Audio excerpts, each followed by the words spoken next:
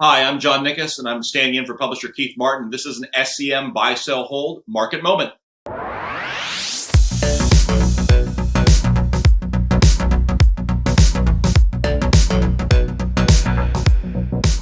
This afternoon, we're going to look at at least to me, a head-scratching result, the sale of a 1980 Ford F250 4x4 pickup truck for just shy of $100,000. And to look at that with me, we have Philip Richter from Turtle Garage and Lowell Paddock, a self-described classic truck enthusiast. Philip, Lowell, how are you? Great, John. Nice to see you again. I'm great.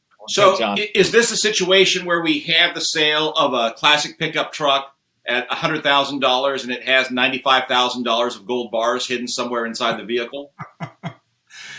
Well, Philip, let me take a stab at that since I've described as the a self-described expert. I think, John, there are a couple of factors going on here. Remember that pickup trucks are, the second or third biggest segment in the market today. So there's already been a strong growth in generic demand for pickups over the last decade. And if you go into a GM or Ford showroom today, you wouldn't recognize what those trucks look like. And you also wouldn't recognize the prices because they're going for, $50,000 to $75,000. They have become increasingly like normal SUVs or normal cars.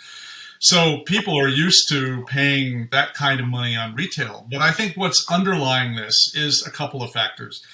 With the exception of this one truck, trucks are relatively affordable, and they're, at least in my view, they're fun to drive under certain circumstances, probably circumstances you wouldn't understand.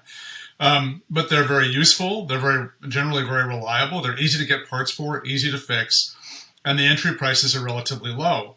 What I think is driving this fact in this particular case is really the low mileage factor that seems to be affecting so many sales on auction sites these days.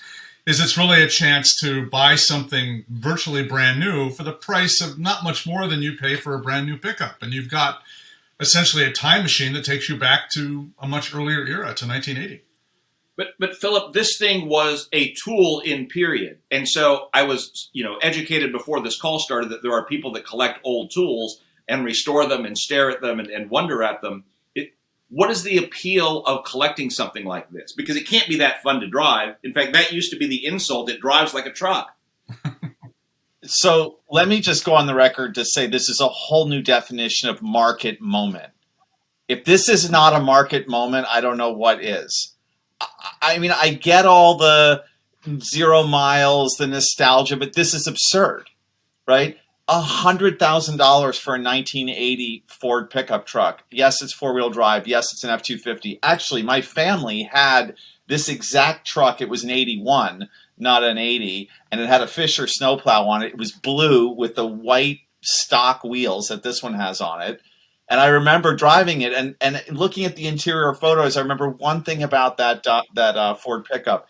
The steering wheel was teeny tiny thin. It came out of like a Ford Fairmont or something.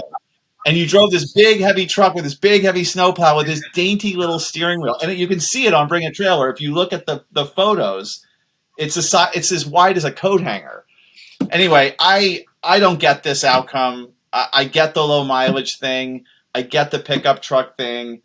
I was stunned, just like you will, Lowell. I bought a Dodge Ram diesel to pull my horse trailer, a dually, in 2017, and it was $85,000. I get it; these trucks are expensive, their equipment, but I am gobsmacked at this outcome. I don't understand the driving appeal, Lowell. I mean, I know you like these things, and I know you share pictures of them like you're this great guy, and I understand the Back to the Future thing with Marty McFly and the SR5 in the garage. But to me, I get that there's an audience for it, but I don't understand who that audience is. Well, but I know. I mean, I can't speak to the 1980, but I can tell you my own 95 OBS truck it's not that bad on the road, and I enjoy it. It's like a little bit of a muscle car. It's got a small block performance going on, and I can drive it on a day like today. I can drive it in the winter. I can't drive my E9 if there's a cloud on the horizon. So, I like the fact that in a day when we've got a foot of snow, I can have a car that's fun to drive, and I think that when you look at the overall popularity of pickups. This is just an extension of that. And I agree, $100,000 is definitely right? extreme. You can't put miles. You've been seeing those prices rise up steadily, and especially for well-restored or original trucks from the 70s and 80s, prices have been rising steadily over the past couple of months or past year. So, Philip, this is an outlier, right? I don't even think it's an outlier. I think it's like an asteroid. Like I just can't believe this. I mean, we all, the financial markets are bananas right now, right? The Fed has had rates at zero for 12 years, right? Bitcoin is going to $35,000, $50,000. Nobody even knows what Bitcoin is. You can't touch it. It's crypto. You've got, all these crazy GameStop things going up because of the short squeezes. I gotta think that this is a market moment in the sense of the top of the market of all lunacy and manias.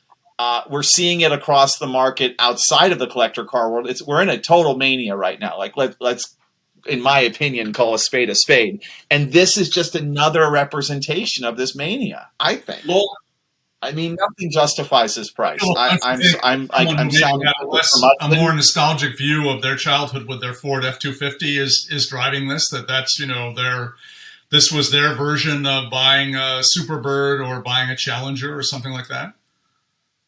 Does that mean that's a harbinger of the market, that people are going to start collecting cars that they somehow have this connection to? Because that's been going on for a while. I think we're all driven a little bit by the cars we had when we were teenagers. Well, that means that, my mom's 84 Toyota Camry is going to be collectible one day, and I should go out and try to find the last example. Well, you have talked about that in the past, so... But, I don't want my babysitter's 78 Ford Pinto with fake wood on the side that I remember, the vinyl stink bouquet. I don't want that. But there are people out there who do, I guess. So, why should we be tough on this sale? I guess you're right, Lowell. I mean, I just don't. I mean, $100,000 buys something pretty extraordinary, even in today's market. But I think this thing had a couple of things going for it. I think it was a single cab, and that proportion, particularly with a short deck, which short bed, which it didn't have, is really is really a certain proportion. And also the four-wheel drive, the fact that it's an F250, it's really a more rugged truck. John, I respectfully disagree with your appliance perspective. I think that there's definitely a movement coming here. This may be an outlier, but I get people looking at my truck all the time. If you look at other websites, you're seeing more and more trucks show up, and not just the classic 60s and 50s trucks, but now trucks from the 80s too. Because Lowell, one thing you didn't mention is it's blue, right? So. I wrote in a sports car market story last year about how color counts. Like, color really matters. And I'm trying to come up with some kind of logic here as to why this thing went for $100,000. Maybe it's because it's blue. There's a vintage John. There's a vintage Chevy pickup on Barn Finds right now. That's I think in the mid-teens somewhere in Petaluma. And to Philip's point, it's the wrong color. It's just not attractive. Well, the thing is, I get some of this argument, but what kills the argument is at 76 miles, this is not going to be fun to drive. It's not going to be, some appliance that you can take out in the snow, Lowell. This is something that you're going to have to sit in and stare at while you sit in the garage, because the minute you drive it, you're going to be driving down that value. True, very true. And these trucks are very prone to rust. And so, anyway, It looks like a good example. I mean, the photos look great. It looks like it was stored properly. I don't know what kind of maintenance it's going to need to be able to be run. Like, it might be the kind of thing you don't even want to turn the key, because who knows what happens. Maybe this is for someone's horse stable and they're going to put it in the middle of it and just stare at it every day. Yeah. I mean, it did bring back, but your point about nostalgia, like the farm truck we had was an 81 F-250. Exact same truck, same color interior, bench seat. Ours was a manual. This is an automatic. But it did, I got the twinkle in my eye, but I was thinking more like $15. That's the question, Philip. Is that a $100,000 twinkle? Because depending on how your babysitter looked, that 78 Pinto may have more appeal to me than this does. If you go back and read some of the commentary here and Bring a Trailer, it's really quite astounding. This one guy wrote, 97K, I knew I shouldn't have sold that bridge. Here's another one, Gulp. I mean, it's mind-blowing hammer price all over this site. Fascinating. And look at this one, perfect for hauling around the 36-mile 1987 Honda XL 600R. Exactly. Well, Philip said it best. This is a market moment by definition.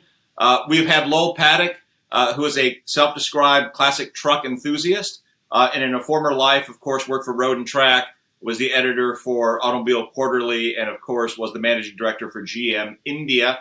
Philip Richter from Total Garage is our wonderful resident German car expert, and of course, seemingly between him and his family have owned every vehicle that has ever been sold on Bring a Trailer, so it's always great to check in with him. This has been an SCM buy, sell, hold market moment, and I'm standing in for Keith Martin. Thanks so much.